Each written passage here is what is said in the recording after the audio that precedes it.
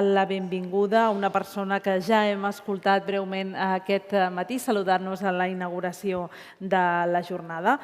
Esta mañana ya nos ha anunciado su visita. Él es doctor en arquitectura y diputado en el Parlamento Europeo. Es coordinador en la Comisión de Desarrollo Regional y miembro titular de la Comisión de Cultura y Educación en la Eurocámara. Es el excelentísimo señor Marcos Ros, que invitamos a, por favor, que nos acompañe al escenario.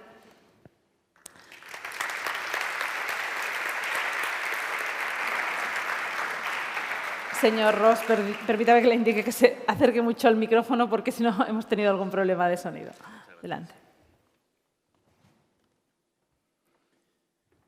Bien, buenas tardes. Muchísimas gracias. En primer lugar, quiero dar las gracias a la Diputación de Barcelona por organizar este foro tan necesario sobre juventud, educación y deporte. Dar las gracias al diputado de Juventud, Javier Silva. Y yo creo que es una jornada y también dar las gracias a todos los alcaldes, regidores y el personal técnico de los municipios que estáis aquí a lo largo de todo el día de hoy y de mañana. Y quiero resaltar la gran labor que está haciendo la Diputación de Barcelona en materia de bienestar en general. La Diputación de Barcelona, además, es una organización de gobierno local que, por todo lo que hemos podido ver preparando esta jornada, impulsa el progreso y el bienestar de los ciudadanos de su ámbito de actuación, de toda la provincia de Barcelona, que además no solo representa, que podría ser el dato más pequeño, el 24% de la superficie de toda Cataluña, pero representa casi el 75% de toda la población de Cataluña, más de 5,5 millones de personas. Y creo que es un trabajo ingente que hay que reconocer y la orientación que se le está dando al trabajo en materia de educación, de deportes y de juventud. Y en materia de educación, deportes y juventud, tal como me han presentado, yo soy diputado en el Parlamento Europeo y diputado en la Comisión de Cultura y Educación, que también tiene las competencias de deportes y juventud. Por lo tanto, es el tema en el que estamos trabajando en estos últimos 3 años y medio que yo llevo desde que accedí al puesto de eurodiputado. Y el Parlamento Europeo desempeña un papel muy importante que puede equilibrarse o ponerse a la altura del papel de los distintos gobiernos de los Estados miembros, de las comunidades autónomas, de las diputaciones, pero especialmente también de los Estados miembros cuando hablamos de adopción de leyes o cuando hablamos de supervisión de los programas que tiene la Unión en estos ámbitos. Hay un mantra muy repetido y es que la Unión Europea tiene competencias para muchas cosas, pero no tiene competencias en educación, no tiene competencias en juventud y no tiene competencias en deporte. Y cuando no tiene competencias la Unión Europea en alguno de estos temas, no tiene capacidad legislativa, pero, ojo, sí tiene capacidad de fomento de esas iniciativas, tiene capacidad de coordinación y tiene capacidad de presupuesto. Y ahora comentaremos algunas de estas iniciativas y de las cosas que vamos haciendo en el Parlamento Europeo. En este sentido, la Comisión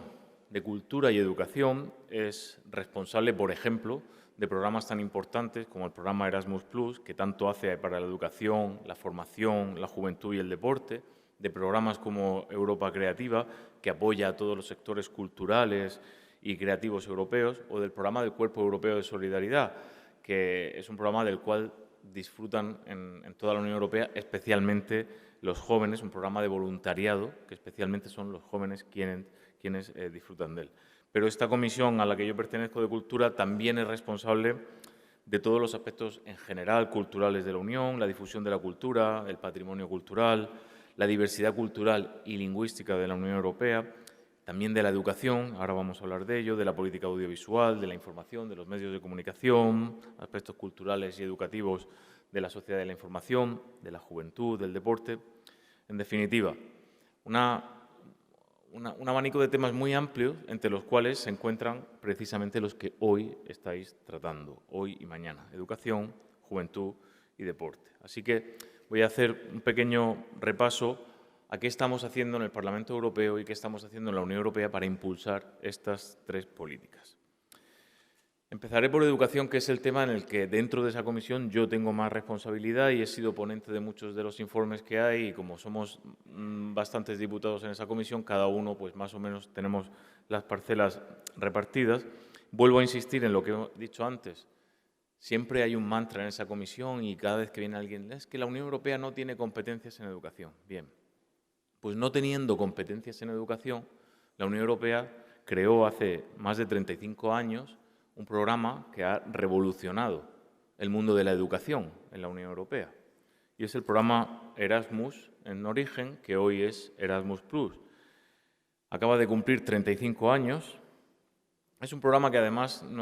yo siempre, como diputado español, me enorgullezco mucho porque fue la propuesta estrella de un comisario, del primer comisario español que tuvimos en la Comisión Europea en el año 87. Nada más ingresar en la Unión Europea, Manuel Marín propuso que los estudiantes pudieran hacer un periodo de prácticas en otro país de la Unión Europea, un periodo de formación, perdón, en otro país de la Unión Europea. Y aquello que tímidamente aquel año consiguió unos pocos miles de estudiantes en toda la Unión Europea, es un programa que hoy hace cientos de miles de estancias de movilidad de estudiantes, pero ya no solo de universidad, sino de secundaria, de primaria, de bachillerato, de formación profesional, de profesorado, de personal técnico de apoyo. Es un programa inmenso que se ha ido desarrollando a lo largo de 35 años.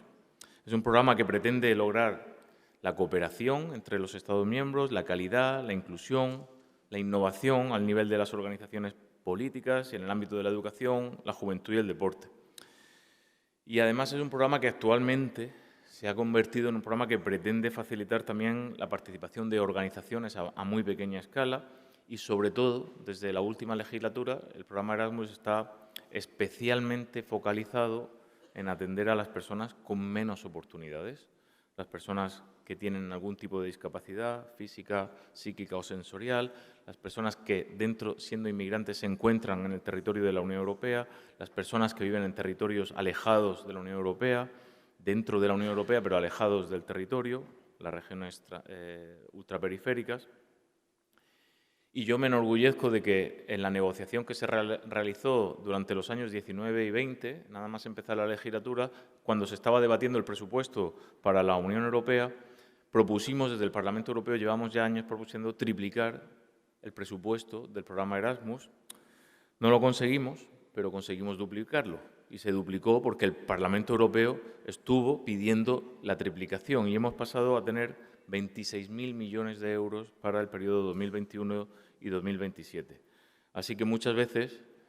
tener representantes en las instituciones elegidos directamente por los ciudadanos que saben lo que quieren los ciudadanos, los estudiantes, los profesores, las universidades nos pedían insistentemente multiplicar el dinero para Erasmus y lo pedimos insistentemente y fue la gran condición de bloqueo de la Comisión de Cultura para apoyar el presupuesto. Pedíamos el triple y cuando se alcanzó el doble desbloqueamos el presupuesto en nuestra comisión. Por lo tanto, yo la verdad que me congratulo de ese tema. Y además es un programa Erasmus que en esta etapa actual, 2021-27, ha incorporado 3 novedades. Por un lado, las universidades europeas, por otro lado, los centros de excelencia vocacional y, por otro lado, Discovery EU. Me voy a parar en 2 de ellas. Las universidades europeas tienen un especial interés. Es una unión, es una propuesta de que distintas universidades del territorio de la Unión Europea unan sus fuerzas y creen unos campus comunes y creen sinergias para incluso llegar a crear titulaciones comunes en las que los estudiantes puedan estar matriculados en una de esas 6, 7, 8 universidades que forman el consorcio o la alianza, pero recibir clases en cualquiera de ellas a lo largo de todos los cursos que dura su formación. Aquí, además, acaba de terminar ahora mismo la tercera convocatoria, la convocatoria de 2023. En la Comunidad de Cataluña tenéis 3 universidades que participan de 3 consorcios europeos, la Universidad de Barcelona, la Universidad Autónoma de Barcelona y la Pompeu Fabra. Tanto la de Barcelona como la Autónoma participaron en la primera convocatoria y también en la tercera. Yo creo que es un trabajo, y acabamos de acabáis de estar los docentes universitarios. Es un trabajo que, por lo que yo he estado tratando, y además tuve la oportunidad de estar en una de las lecciones inaugurales del consorcio al que pertenece la Universidad de Barcelona, por lo que yo he tratado con mis compañeros de la universidad a la que yo pertenezco, que también está en un consorcio, es un trabajo ingente que no está todavía pagado extra, que no tiene reconocimiento en lo que los profesores sabemos que es o docencia o gestión o investigación, no tiene reconocimiento, pero son miles de horas de trabajo para conseguir que esto salga adelante, y todas las universidades españolas que están participando en los consorcios lo están haciendo para beneficio de los estudiantes, especialmente, que ahora pueden tener un título por un consorcio europeo y que es seguramente el futuro. Y otra iniciativa que me interesa mucho comentar, porque junta Educación y Juventud, junta Erasmus con Juventud, es DiscoverEU. DiscoverEU es una iniciativa pionera del programa Erasmus que tiene solo 4 años, pero en esos 4 años solo se ha podido realizar 2 veces por la pandemia, que propone, es una propuesta que además vino del Parlamento, fue un proyecto piloto propuesto por el Parlamento Europeo, que propone a los estudiantes un viaje en el año que cumplen 18 años, un viaje de 4, 5, 6 días, que pueden ir solos o hasta con 3 amigos, pueden ir hasta 4 personas, para descubrir en ese verano, como yo digo, el verano de tu vida, ¿no?, como suena como las películas, cualquier país del territorio de la Unión Europea, con una sola condición: que visiten y que acrediten que han visitado sitios culturales, museos, emplazamientos arqueológicos relacionados con el patrimonio cultural europeo, y les dan una beca de viaje, más de 300 y pico euros, para que probablemente a los que somos mayores nos pueda parecer poco, pero los estudiantes con 300 y pico euros, un Interrail barato y unos hostels, se van 4 o 5 días a cualquier país y descubren la Unión Europea, pero también su patrimonio y su cultura. Es una iniciativa para jóvenes, es una iniciativa cultural y educativa. Y además quiero anunciaros que las candidaturas de este año, lo digo por los que sois docentes, los jóvenes que estáis aquí hoy y los que estáis en contacto con las iniciativas de juventud, se abrirán desde el 15 de marzo hasta el miércoles 29 de marzo de este año. Desde las 12 del mediodía del 15 de marzo hasta las 12 del mediodía del 29 de marzo estará abierto el plazo para solicitar DiscoverEU para este próximo verano. Así que tomad buena nota de ello, difundidlo en vuestros ayuntamientos, que los estudiantes y los jóvenes lo sepan. Y vuelvo a como empecé.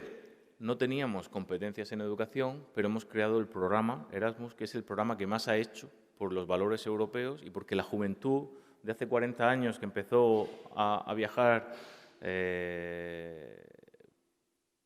sus periodos universitarios, muchos de ellos hoy nos dicen: lo mejor que me ha pasado en mi vida fueron mis 6 meses de Erasmus o mi año de Erasmus. Y eso nos lo dicen personas de 50 años para abajo, ¿no?, en toda España, en cualquier país de la Unión Europea. Pero es que más allá, ese programa propició la creación del Espacio Europeo de Educación Superior,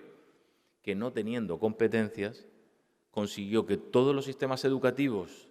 de los 27 Estados miembros y algunos de fuera se armonizasen para tener la misma calidad educativa y el mismo reconocimiento de títulos y el mismo sistema de grado, máster y doctorado que fuese equivalente en todos los países de la Unión Europea y que permitiese a los estudiantes, cuando iban y volvían, no tener que pasar por unos procesos de homologación y acreditación realmente tediosos. Esa revolución, ese proceso de Bolonia, porque los ministros de Educación se reunieron en Bolonia en el año 98 y acordaron ese proceso, que tardó casi 10 o 12 años, y los que habéis estado en gestión universitaria sabéis que fue tedioso, ¿no?, la convergencia aquella famosa. Pues a día de hoy a nadie le sorprende que con un título académico de cualquiera de las universidades que hemos dicho antes, o cualquier universidad en cualquier país del territorio de la Unión Europea, ese título tiene validez en todo el territorio de la Unión Europea, sin necesidad de hacer un proceso de homologación, acreditación, reconocimiento. Y eso es parte de lo que hacemos en el Parlamento. Y ahora, una iniciativa educativa que estamos trabajando también es la iniciativa del Espacio Europeo de Educación. Y diréis: ¿si solo le ha quitado la palabra superior? Digo: sí, solo le he quitado la palabra superior. Y es que, dado el éxito de esa readaptación para que homologación y armonización del espacio europeo de las universidades, se quiere hacer algo muy parecido con la educación primaria, secundaria, bachillerato, formación profesional y formación continuada a lo largo de la vida. Estamos en ese proceso, estamos Hay una propuesta de la Comisión Europea para 2025, una iniciativa que lanzó la Comisión Europea en el año 2020, que ya había sido trabajada anteriormente por los Estados miembros en el Consejo y que yo, como representante de mi grupo, del Grupo Socialista, he tenido el placer de ser el ponente de mi grupo dentro del Parlamento Europeo para dar respuesta a esta iniciativa de la Comisión Europea. La Comisión Europea pretende articular este nuevo espacio en 5 ejes, que son la mejora de la calidad de la educación, que es lo mismo que se planteó en el espacio superior, el profesorado, la valoración, cualificación, recualificación del profesorado, la educación digital, la transición verde, estas dos últimas porque son la base de las políticas actuales de la Unión Europea, y la dimensión internacional. Para nosotros, desde mi grupo político y como ponente, nosotros hemos defendido, y así se quedó plasmado en el informe del Parlamento Europeo, que la educación tiene que ser, este espacio de educación tiene que aspirar a ser de la más alta calidad educativa, igualar los sistemas educativos en calidad de la Unión Europea, pero por arriba, no por abajo, y sobre todo el motor de la igualdad de oportunidades de nuestros jóvenes, ¿no? En toda la Unión Europea, porque realmente solamente con un buen sistema educativo conseguiremos que cualquiera de nuestros jóvenes tenga las mismas capacidades y las mismas posibilidades de desarrollar su proyecto de vida. Nosotros estamos exigiendo que este proyecto se ponga en marcha a partir de 2025, como decía la Comisión Europea al principio. Ahora vemos con preocupación que la Comisión Europea está dilatando un poquito los plazos y estamos ya en 2023 y nos vamos poniendo nerviosos porque no dan los pasos que deben para llegar a 2025 y estamos constantemente llamando a la Comisión a pedirles explicaciones, así que cualquier ayuda en ese sentido, bienvenida. Y nosotros en el documento que elaboró el Parlamento Europeo hemos pedido que haya un enfoque integral, que haya un reconocimiento automático de los niveles formados en cada Estado miembro para que si un estudiante de 5, 8, 10, 14 años, sus padres se trasladan a vivir a cualquier otra parte del territorio de la Unión Europea, no quede a criterio de que los profesores del centro de recepción evalúen sus conocimientos o no quede a criterio de un proceso formativo, sino de un proceso, digamos, de homologativo, sino que sea automático y que, sobre todo, se aproveche esta iniciativa para mejorar la calidad y que no quede nadie atrás. Hemos incorporado también algunas exigencias, como que, por ejemplo, al acabar el periodo de enseñanza obligatoria, cualquier estudiante tenga competencia y capacidad suficiente, falta por definir lo de suficiente, pero el Parlamento no ha querido entrar, en 2 lenguas distintas, en 2 lenguas de la Unión Europea distintas de su lengua materna. Por lo tanto, ya iríamos mucho más allá de lo que hoy se nos exige a los estudiantes, por ejemplo, en España, que se nos está exigiendo competencia en una lengua distinta a nuestra lengua materna. Se estaban dando 2 lenguas distintas, estamos pidiendo, y que una con prioridad al inglés, pero no con exclusividad, es decir, priorizando que los jóvenes de toda la Unión Europea, al terminar su periodo formativo, supieran comunicarse razonablemente en inglés, porque es a día de hoy, y aunque ya en la Unión Europea no está el Reino Unido, a día de hoy es el idioma que abre fronteras en el mundo. Y quiero pararme, antes de pasar a juventud y a deportes, quiero pararme en un asunto que en los últimos tiempos está cobrando especial relevancia, y antes de entrar aquí lo comentábamos con Teresa y con el diputado, con Javier, y es el drama que estamos viviendo no solo en España, sino en toda la Unión Europea, del acoso escolar, del acoso y del ciberacoso. Desde hace unos meses estamos viendo un pico de casos que tienen que ver con la salud mental de nuestros escolares, con los intentos de suicidio, y que muchos de ellos vienen derivados del acoso y del ciberacoso, y vienen también derivados de lo que sucedió en pandemia y de la falta de relación que durante un tiempo estuvieron nuestros jóvenes en sus domicilios. El problema es que hasta hace poco el acoso se vivía en el aula. Todos, tengamos la edad que tengamos, podemos recordar vagamente la escena de algo que pasó en un patio de un colegio y que 10, 5 o 15 chavales o chavalas acosaban a otro o a otra y pasaba, pero llegaban las 3 de la tarde, los estudiantes iban a sus casas y tenían horas de paz, horas de tranquilidad, tenían sus familias y se olvidaban del problema hasta el día siguiente. El problema es que hoy día ese acoso sale con el móvil en el bolsillo las 24 horas, en la cabeza y en el bolsillo del menor o de la menor que lo está sufriendo. Y es un infierno. Y tenemos que hacer algo para pararlo. Nosotros desde hace unos meses, estamos reivindicando, yo ya lo he hecho y estoy tomando esta bandera en la Comisión de Cultura y ya lo he hecho delante de la Comisaria de Educación y ahora en estas próximas semanas vamos a lanzarle una pregunta prioritaria para que se posicione. Le estamos demandando una estrategia europea para lucha contra el acoso y el ciberacoso en el ámbito escolar. Y vuelvo a repetir lo de antes, no tendremos competencias, pero podemos impulsar, podemos poner fondos y podemos dar herramientas para que los centros escolares, los padres y los profesores sepan, por un lado, detectar. Bueno, en primer lugar, prevenir que no pase. Si pasa, detectar, porque muchas veces no somos capaces de detectar qué le pasa a un estudiante o a una estudiante cuando tiene comportamientos anómalos y no sabemos qué está pasando. Y en tercer lugar, atender y acoger a las personas asistir a las personas que lo han sufrido. Por lo tanto, estamos trabajando en ese tema. Y en temas de educación hay muchas más cosas, pero no me voy a parar. Estamos trabajando en educación para la ciudadanía, en crear un currículum único europeo para fomentar el sentimiento de ciudadanía europea en el ámbito escolar. Y ese dossier ya está aprobado en el Parlamento y se ha mandado a la Comisión. Estamos hablando de las cuentas de aprendizaje individual por las cuales cada estudiante, cuando sale de la formación reglada y hace cursos, puede ir sumándolos a una especie de cuenta reglada que vaya donde vaya en el ámbito de la Unión Europea, tiene reconocidos también esos cursos, pequeños cursos que uno da de aprendizaje de distintas cosas, que uno recibe, perdón. Estamos trabajando en muchísimos aspectos, pero me quiero referir especialmente a juventud. Creo que hay especial significación hoy, además la mesa que hemos tenido de jóvenes antes. Las instituciones europeas decidieron dedicar el año 2022 a ser el Año Europeo de la Juventud. ¿Por qué? Porque sabíamos que habían sido los que más habían sufrido con la pandemia. Era un objetivo loable que la Comisión Europea lo lanzó bastante tarde, lo lanzó muy apresurado y querían apoyar y comprometerse con los jóvenes, especialmente con los que habían sufrido la pandemia.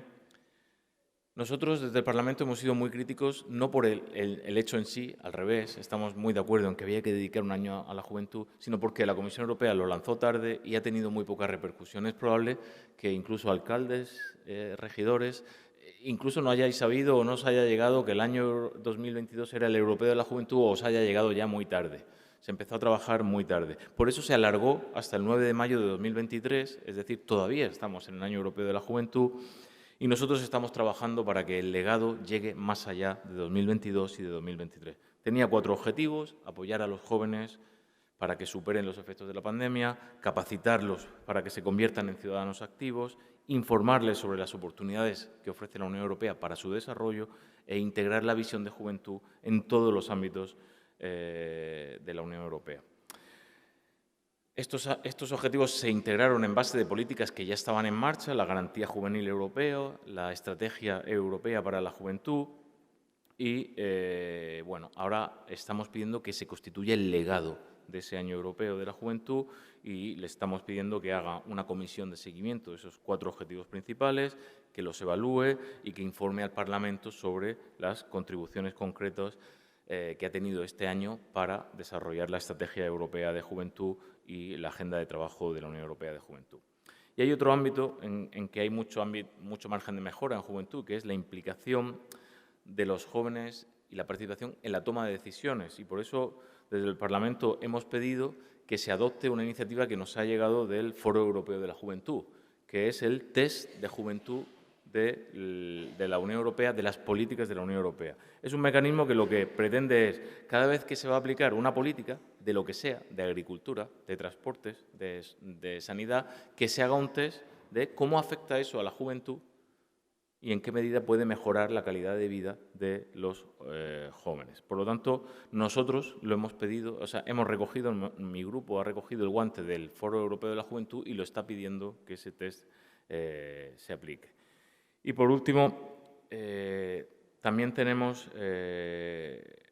la garantía juvenil. Estamos pidiendo que se aplique la garantía juvenil reforzada, pero sobre todo un ámbito de batalla que tenemos ahora en el Parlamento Europeo es la prohibición de las prácticas no remuneradas de jóvenes en la Unión Europea.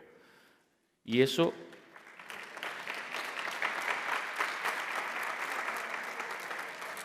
es una propuesta en la que algunos grupos no vamos a ceder. No hemos conseguido todavía aprobar una resolución así. Cada vez que llevamos una resolución así, no conseguimos el voto mayoritario de la Cámara, conseguimos una descafeinada, que es que haya una propuesta sobre un marco de calidad reforzado para los periodos de prácticas. Pero nosotros no nos damos por satisfechos con eso. Vamos a seguir luchando hasta que esa regulación que va a proponer la Comisión Europea prohíba de manera taxativa las prácticas no remuneradas en toda la Unión Europea, porque los jóvenes no son mercancía. Los jóvenes van a aprender, pero además de ir a aprender, tienen que tener una remuneración, aunque solo fuese para pagarse los gastos que esas prácticas generan a un joven que cambia de ubicación para ir a ese lugar de trabajo. Vamos a seguir muy pendientes de las políticas que afectan a los jóvenes. Quiero ir terminando ya, porque nos hartamos mucho de decir que los jóvenes son el futuro, pero yo escucho a los jóvenes y yo me relaciono mucho con ellos y ellos no quieren ser el futuro, quieren ser el presente y quieren estar implicados. Porque si hablamos del futuro de los jóvenes, siempre les estamos emplazando a más adelante y cuando llega ese futuro ya no son jóvenes. Por lo tanto, queremos que haya políticas activas de juventud que favorezcan a los jóvenes. Y el deporte quizás es el asunto que menos se trata en el Parlamento Europeo porque las competencias ya son muy difusas y el deporte está en todos los ámbitos de la vida, pero quizá lo que más visibilidad tiene es el deporte profesional. Nosotros estamos siempre insistiendo y hemos hecho algunas resoluciones promoviendo un modelo europeo del deporte que especialmente vaya al deporte de base, al deporte que incita a los valores de competitividad sana, de participación, de colaboración, de esfuerzo, de superación personal, pero no al deporte como lucro y como herramienta ultra competitiva, y sobre todo aquel deporte que asume la diversidad, la inclusión